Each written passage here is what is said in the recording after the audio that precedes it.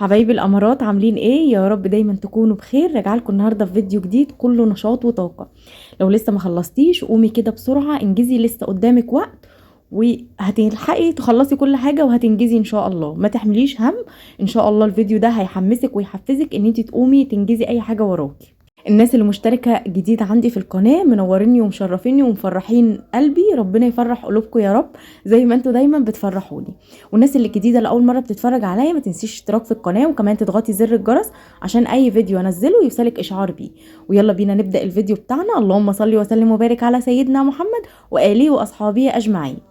الفيديو اللي فات عملت معاكم شوية اساسيات كده، قلت لكم اساسي نعملها يعني سبحان الله فعلا ان الجو قلبه ما يعلم بها الا ربنا. ما نفعش ان احنا نطلع فرشه ولا اي حاجه. فانا بالنسبه لي كنت مخرجه الفرشه في الشمس ومشمساها حلوه قوي، قعدتها يومين في الشمس، اللي هي الشمس بتاعت اليومين اللي فاتوا دولت كانت شمس رهيبه. فبالنسبه لي كان الجو حلو قوي، شمست لي الفرشه كويس.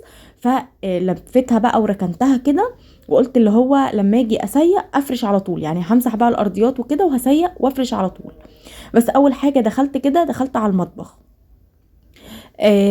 دخلت بقى عايزه اغير الشمع بتاع الفلتر، وعايزه اعمل شويه حاجات في المطبخ، وعايزه جايبه بقى شويه حاجات كده للمطبخ، عايزه اركبها معاكم. ستيكر للرخامه، ان شاء الله كل حاجه هتشوفوها كده في الفيديو، وان شاء الله هتتحفزي وتقومي تنجزي اي حاجه وراكي. بس عايزه اقول لكم ان انتوا ما تنسوش تدعوا لاخواتنا الفلسطينيين، يا رب ينصرهم وربنا يجعله عيد سعيد عليهم وما يكونش فيه اي اذى تاني يا رب ليهم. ما تنسوش اهم حاجه دعواتكم ليهم. هنا بصراحه دخلت اول حاجه على المطبخ، كنت غاسله المواعين وكنت غاسله البوتاجاز، كنت مروقاه قبل ما انام. انا بدات يومي من بدري قوي. قلت بقى اخلص بقى الحق اخلص اللي ورايا كله، عشان ما يتبقاليش غير يعني حاجات بسيطه، هي اتبقالي كده شويه حاجات بسيطه هقول لكم عليها في الفيديو. بس هي يعتبر الهم التقيل قوي خلاص يعني. انا بالنسبه لي ما كانش في حاجات كتير، ان غير ان انا المفروض كنت من يومين افرش، بس كان ورايا مشاوير بره، انتوا عارفين بقى مشاوير رمضان ده، فكان ورايا مشاوير بره. قلت اخلص بس بسرعه مشاويري ديت، وكده كده يعني الشقه معايا هتاخد لها يوم، وهي يعني الحمد لله خدت يوم. بصوا هنا كنت بفك بقى الشمع بتاع الفلتر ده بالمره كده، قلت ايه اغيره، بس عايزه اقول لكم ان هي كانت جامده قوي، يعني عملت المستحيل معاها. ما تفكتش خالص، فقلت خلاص بقى غيرت رأيي بصراحة وغسلت كده الفلتر. وطبعا احنا الحيطان المطبخ نظيفة والدنيا متروقة. طب هتقولي لي انا ما بداتش في حاجه ولا عارفه ابدا منين، وفي ناس كسلانه خالص. لا، ما تحمليش هم، قومي وخلصي كل حاجه بقى من على الوش، لان خلاص الوقت دخل عليكي. اهم يعني اللي هو تحسي بس ان في ايه، انت روقتي ورتبتي فتحسي بالراحه النفسيه شويه. غير طبعا لما تلاقي الدنيا مكركبه من حواليكي وانت ما انتش عارفه تخلصي حاجه وكسلانه يعني. فعلا احنا لما بنلاقي الدنيا مكركبه كده انت بتكسلي، لا قومي استعيني بالله كده. ادخلي على مطبخك شطبيه وروقيه.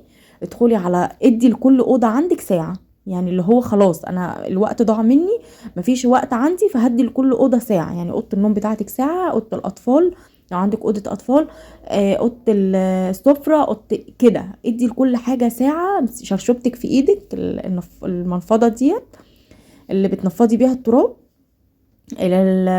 هببتك في ايدك بسرعه كده، امشي على الشقه كلها بنفس الطريقه. شيلي السجاد بتاعك كله، ادي تسييقه مسحه كده للشقه، وبعد كده فرشيها. اظبطي منبهك بالظبط ساعه، كل اوضه اعملي لها ساعه. انا هنا طبعا عشان عندي اليوم يعني طويل شويه، ما كانش يعني انا بدأته من بعد الفجر بصراحه، يعني يا دوب، يعني عايزه اقول لكم ان هي راحت عليا نومه اصلا. يعني انا كنت ظابطه المنبه عشان اقوم اتسحر، فما اتسحرتش، فقمت بالظبط والفجر هيقول الله اكبر، اللي هو يا دوب شربت ميه وجيت ايه قلت انام لي ساعه كده ولا حاجه. بصراحه ما جانيش نوم خالص، يعني حسيت ان انا ورايا حاجات. فلا قومي بقى يا بنت خلصي، كفايه عليكي كده، يعني انت بقالك يومين متسوحه وبتروحي تخلصي حاجات بره. انتوا فاهمين بقى شويه الحاجات بتاعت مشتريات العيد ديت. عايزه اقول لكم الاسعار مولعه نار، يعني اسعار المكسرات ديت رايحه في داهيه بصراحه. يعني السنه دي ما جبتش مكسرات لان اسعارها غاليه قوي بصراحه، فامكانياتي ما قدرتش ان انا اجيب يعني. فربنا يعيننا يا رب. هنا بقى فلقيت نفسي خلاص اللي هو بدري، قلت ادخل على المطبخ وانا كل طاقه ونشاط كده، عشان دولاب المطبخ بقى عايز. مسكت الليفه حطيت عليها شويه صابون، وبصوا يا دوب رطبتها شويه بالميه ومسكتها. اغسل دولاب المطبخ كده، عايزه له لمعه هو نضيف. اغسل كده وامسح بقى بفوطه منديه، وبعد كده بقى انشف بالفوطه ناشفه خالص، يعني اللي هو الليفه، وبعد كده فوطه منديه عشان لو اي صابون ولا اي حاجه، وبعد كده بقى فوطه ناشفه اخده بقى اللي هو امسحه كله. انتوا عارفين كده كده الالموتال ما شاء الله اللهم بارك بيتمسح بسهوله وبيلمع، يعني بيبان فيه النظافه على طول. وعندي كمان الجزء اللي السفلي ده من دولاب المطبخ ده خشب، فبصراحة يعني بينضف معايا بسرعة برضو بنفس الطريقة، شوية مسحوق صغيرين، قصدي شوية صابون على الليفة، حاجة بسيطة، وبمسحه كده، وبرضو بفوطة مندية، وبعد كده فوطة ناشفة. ما شاء الله اللهم بارك بيروح زي الفل. انا مركباه بقاله حوالي 6 سنين، او يعني 6 سنين ولا حاجة، ما اشتكاش خالص، وما شاء الله تحفة. هو الألموتال احلى وكل حاجة، بس ده كان عملته في وقت يعني لما جيت نقلت البيت هنا، فبصراحة كان نفسي اغطي اللي هي الجزء اللي تحت الرخامة ده، فعملته الخشب. واخده بقى امسحه بالفوطه الناشفه. عايزه افضى كده يعني اللي هو ايه، يوم الوقفه كده نحيوا الشعائر بقى والتكبيرات وتهليلات العيد والحاجات الحلوة كده اللي بتخلي قلبك يبقى فرحان. دي مكافئتنا بعد الصيام، دي مكافئة العبد الصالح والعبد المؤمن والناس اللي صامت، دي مكافئتها بعد رمضان. يعني اللي هو افرحي بقى، اللي هو ربنا بيقولك افرحي بقى. بيبقى صلاة العيد والابتهالات والتكبيرات، فدي حاجات بقى بتفرح قلبك. فربنا يفرحنا جميعا يا رب. هنا دواليب المطبخ بتاعتي بوريها لكم مرصوصه والدنيا تمام، يعني اللي هو مش من بره بس، لا انا الدنيا تمام عندي، كل حاجه باخدها بحطها في مكانها. ده بصراحه يعني خطتي من اول رمضان، الحمد لله الحمد لله مشيت عليها، يعني الحمد لله كانت خطتي من اول رمضان. الحاجه اللي تتبهدل مني ارصها مكانها عشان يدخل عليا العيد. انا ببقى يوم العيد ايه ده، من كتر التنظيفات والترويقات وغسيل السجاد، الحمد لله اترحمنا من غسيل السجاد السنه دي. بس ان شاء الله كله مستنينا بعد العيد، بس هنكون بقى ايه فايقين كده، نقدر نشرب ميه، نقدر كده. ف روتيناتنا بقى التقيله بقى والشغل التقيل ان شاء الله بعد العيد نكون بقى ايه عيدنا كده، اتبسطنا وفرحنا ونشتغل.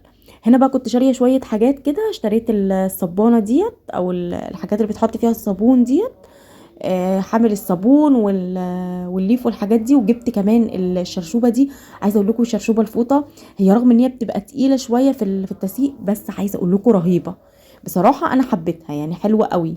حتى لو الفوطه اتبهدلت منك تقدري تركبي فيها فوطه تانية، بس بصراحه هي حلوه، بتشرب كده الميه وتيجي بقى تعصريها وتلمي من يعني تمسحي بيها الارضيه كده، بتروح زي الفل. جبت كمان طقم العلب التلاجة ده، قلت برضو عجبني كده وحسيته شكله حلو، لان اغلب علب التلاجة عندي يعني بقالها فترة يعني، فقلت اجيب طقم كده جديد بحيث ان احنا لو خرجنا في العيد ولا اي حاجة وحبيت احط فيه حاجة.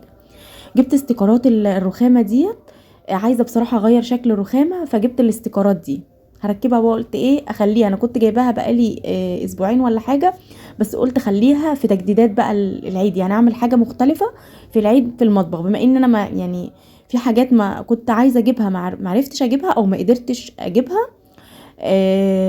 فقلت بقى ايه خلي الرولات ديت والاستيكر ده افرشه ان شاء الله على العيد، احس ان انا عملت حاجة جديدة كده.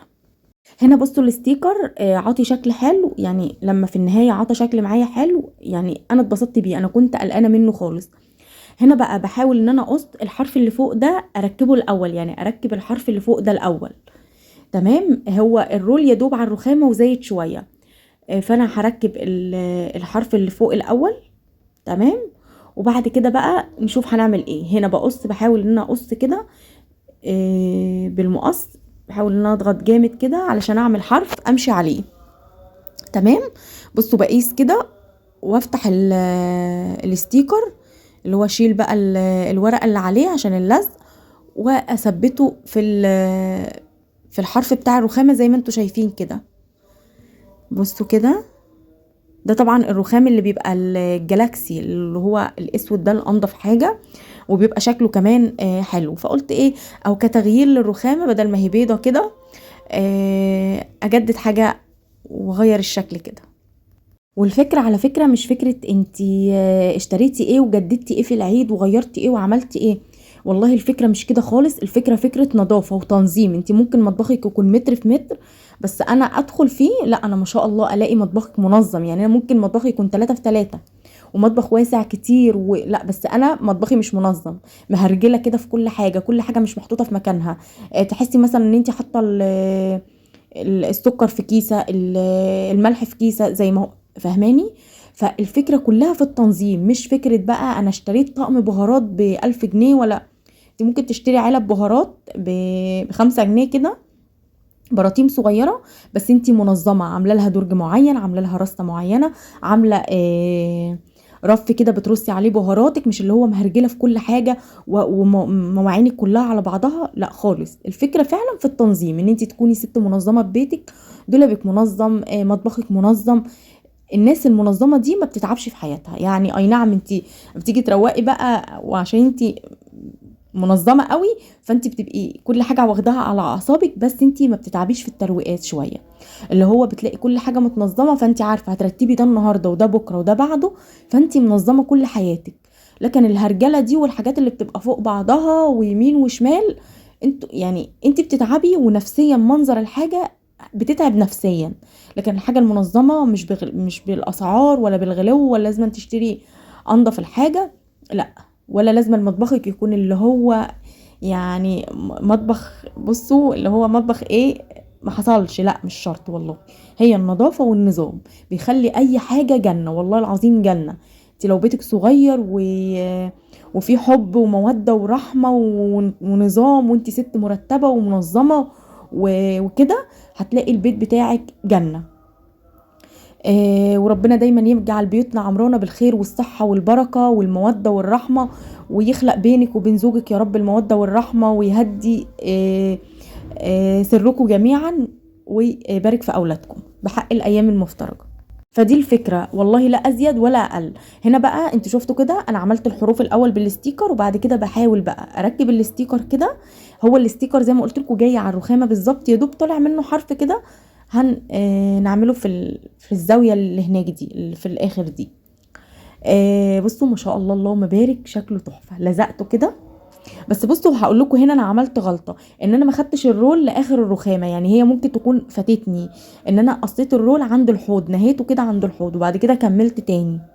فدي ممكن غلطه. يعني بصي، انا بقول لك في الفيديو بلاش تعملي كده، اعملي الحروف الاول كلها، وبعد كده خدي الرول كله وتعالي من عند الحوض، بتاعت الحوض، يعني لف الرول بتاعك كله عند الحوض، وتعالي من عند الحوض وقوري. طب هتقوري بايه؟ بموز. بصي انا الحتت بقى الزيادات دي عشان تحسي ان هو شكل رخامي، يعني شكل رخامه مش ستيكر، فهمسك بقى الموس كده، وابدا احدد في الاخر الحروف، اقطع بقى، اقطع اللي هي الحتت بقى الزياده، الشرايط الطويله دي الزياده، بحيث ان هي تبان ان هي كرخامه طبيعيه، مش اللي هو بقى استيكرات وملزوقه وكلام من ده. تحاولي على قد ما تقدري ان انت تفرغي اي هوا فيهم. بصوا برضو من عند الحوض نفس الكلام، هعمل نفس الحركه. عايزه اقول لكم انا بدات بالمطبخ عشان الستيكر اكون رايقه في الاول، ما اكونش بقى ايه في اخر الترويقات فمش قادره فيبوظ مني فكده يعني. بس زي ما قلت لك خليكي الرول كله حطيه على الرخامه، بعد كده قوري بالموس زي ما شفتيني كده من عند الحوض. والحته دي بقى هتترمي خلاص، طالما عملتيها كده هترميها بقى.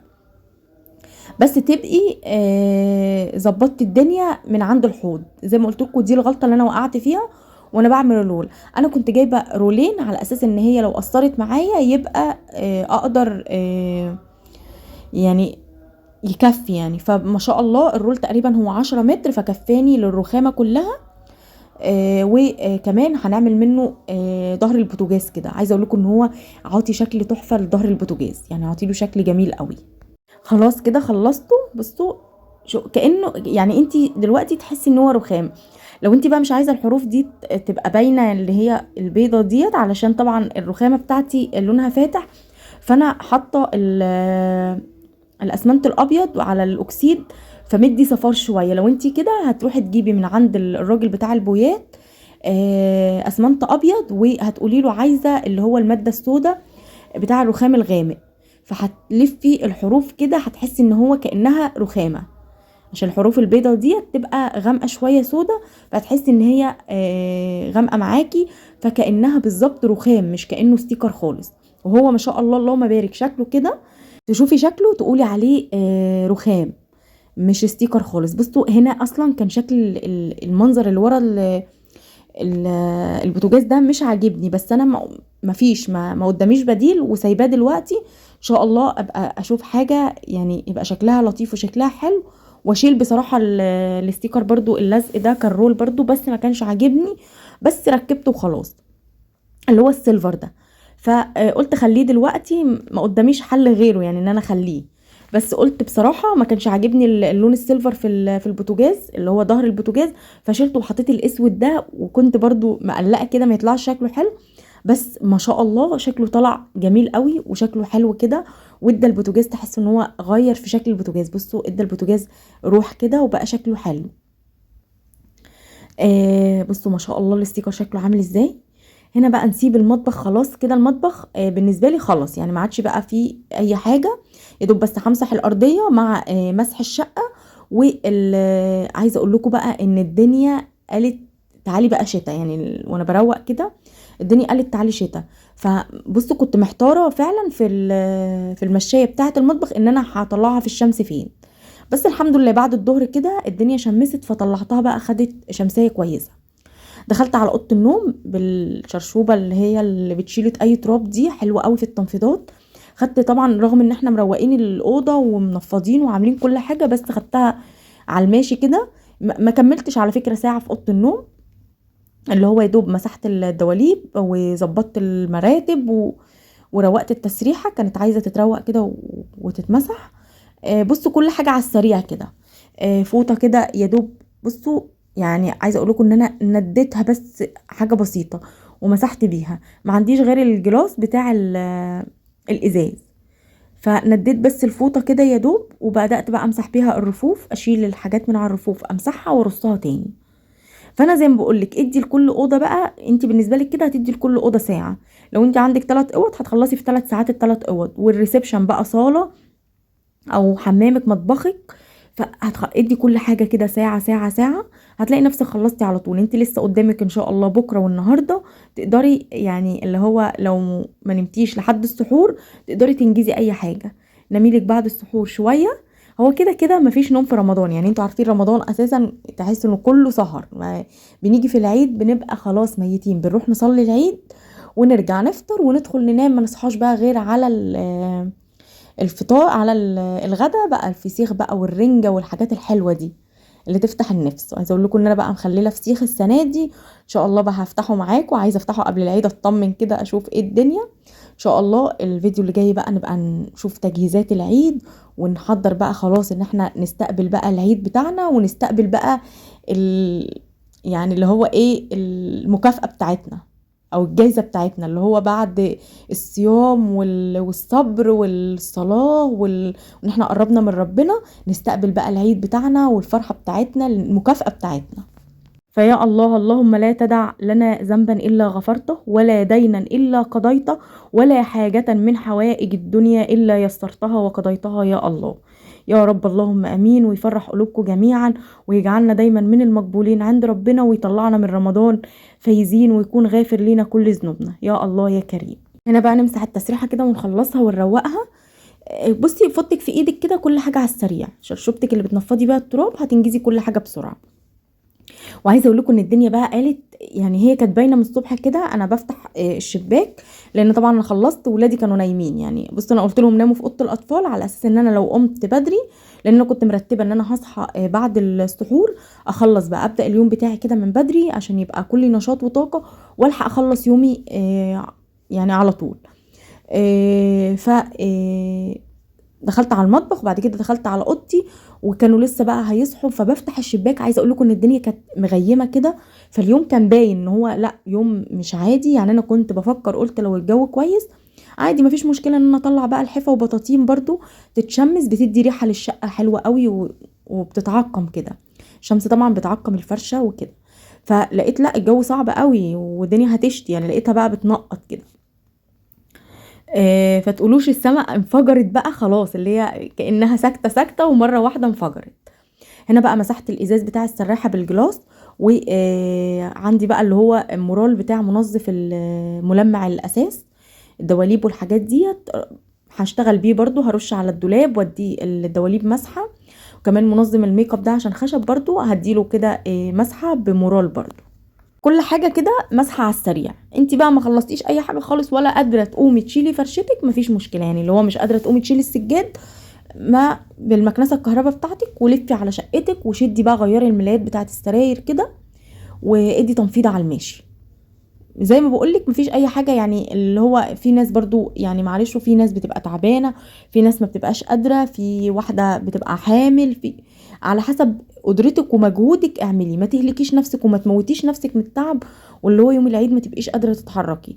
لا، افرشي كده طقوم السراير وغيري اي ديكور في الشقه، مش شرط تشتري حاجات جديده، دي ممكن تغيري اماكن حاجه كده، وفرحي ولادك وافرحي بليله العيد. حمي بقى اولادك في ليله العيد بدري، وغيري هدومك كده والبسي حاجه حلوه وافرحي بليله العيد وما تهلكيش نفسك. وكل الشغل ده زي ما بيقولوا يعني ملحوق عليه، كده كده هيخلص. هنا بقى هاخد بقى المورال ده، ادي بقى رش على الدواليب والسرير كده، وفوطه بقى تكون ناشفه، وابدا بقى ايه اللي هو امسح، ادي بقى في تعطيره كده، وكمان بيدي لمعه للاساس بيخليه تحفه. هنا بقى ميه التسييق، بس عايزه اقول لكم ان الفوطه ديت الشرشوبه دي بتشفط بقى ميه قد كده، فهمسح بقى الاوضه كده على السريع. والله العظيم عايزه اقول لكم ما في نقطه تراب، اللي هو ما كنستش، يعني اللي هو ما مسكتش المكنسه وكنست، لان ما فيش تراب ولا اي حاجه. كنت لسه عامله يعتبر قريب وايدي في الشقه، فالحمد لله كل حاجه تحسوا ان هي بنعيد عليها تنظيف، او اللي هو ايه كانه تنظيف يومي عادي، يعني اللي هو مش او تنظيف اسبوعي، زي ما بتاخدي الفرشه كده تشيليها كل اسبوع، تشمسيها وتدي تسيئه للشقه. فما شاء الله اللهم بارك، كانت الشقه نظيفه فما تعبتنيش، وكمان المطبخ كان بالنسبه لي نظيف، لان كنت غاسله المواعين من بالليل، قلت عشان تاني يوم لما اصحى اروق مبقاش في كعبله مواعين ووجع قلب. يعني انتوا عارفين لما بيبقى في مواعين في الحوض انت بتبقي روحك في مناخيرك بمعنى اصح، او نفسك مسدوده مش قادره تقومي تعملي اي حاجه. انا بس اللي فاضل لي السلم بتاع البيت والحمام، بس هو ده اللي باقي لي بس من الشقه كلها، السلم والحمام. لسه بقى عايزين نعمل عيش طري بقى علشان الحلويات بتاعه العيد، الرنجه بقى والحاجات الحلوه دي، الحوادق دي بتبقى عايزه عيش طري، فلسه بقى هنعمل عيش، ونعمل برضو نخبز لهم قرص. فقلت ان شاء الله خلاص خلصت كده برضو بعد الفجر اعمل عيش واعمل لهم قرص بقى طريه كده، العشوات بتاعه العيد بقى. فرشت طقم السرير، ما طلعتش طقم سرير جديد بصراحه، اللي هو ايه قلت ده انا مطلعه يجي 11 طقم سرير جديد يعني من حاجتي، بصراحه ما اهتمتش ان انا اطلع طقم سرير جديد. فرشت واحد من عندي فيه شويه فرفشه كده يدي شكل يعني. بس وخلاص كده بفرش بقى، وبعد ما مسحت وفرشت افرش بقى، بعد ما فرشت السرير افرش بقى السجاده. عايزه اقول لكم ان انا بكره اوضه النوم بتاعتي قوي، والله العظيم الحمد لله انا راضيه والله العظيم باي حاجه، بس عارفين حجمها كبير قوي، حاسه الاوضه صغيره عليها، بس الحمد لله والله انا راضيه بكل حاجه. هنا بقى قفلت الاوضه وخلاص، وعايزه اقول لكم داخله بقى على اوضه ولادي، السما يعني بصوا كان ده تلج، ده كله بقى كنت بفتح الشباك كده سمعت صوت تلج، عشان الصاج ده جراج، فصوت بقى التلج بيرن عليه قوي. فبصوا كان شتاء رهيب، اللي هو كأنها بتقول لكم خلاص العيد هتقضوه في البيت، هاتوا اللب بتاعكم والسوداني والترمس بتاعكم وحضروا حاجتكم بقى، عشان سهرات العيد كلها تبقى شتوية. فوالله وانا بحب الاجواء الشتويه قوي. زمان واحنا صغيرين كنا بنزعل قوي لما الشتاء يجي في العيد، كنا بنحزن قوي ونبقى صعبانين علينا، عشان كنا بنروح بقى يعني ايام والله العظيم، يعني ولادنا بجد ما بيفرحوش في العيد زي ما احنا كنا بنفرح واحنا صغيرين. والله احنا خدنا حاجات حلوه برضو، يعني لكن ولادنا بيبقوا صعبانين عليا ان هم ما خدوش حاجات حلوه كتير. كان بيوت العيله بقى، فاكرين لو في ناس كده كان بيوت العيله تروحوا بقى اللي هو تصلي العيد كده، وكنا نصلوا العيد ونروح بقى نتجمعوا عند جدي وولاد عمي وعمامي لا العيد كان بيبقى ليه طعم تاني. دلوقتي العيد ملوش اي طعم.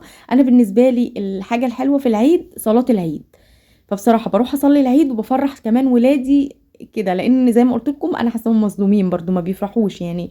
فين اللمات بتاعت زمان؟ فين اللمات اللي هي كانت قبل في بيوت العيله بقى، قبل اخر يوم في رمضان نفطر سوا، اول يوم في رمضان نفطر سوا لو مش قاعدين في نفس البيت، في العيد نروحوا، في المناسبات، في المواسم، يعني كانت ايام والله جميله. هنا طقومه السراير دي كانت جديده، عايزه اقول لكم ان هي عندي بقالها سنتين وما فرشتهاش.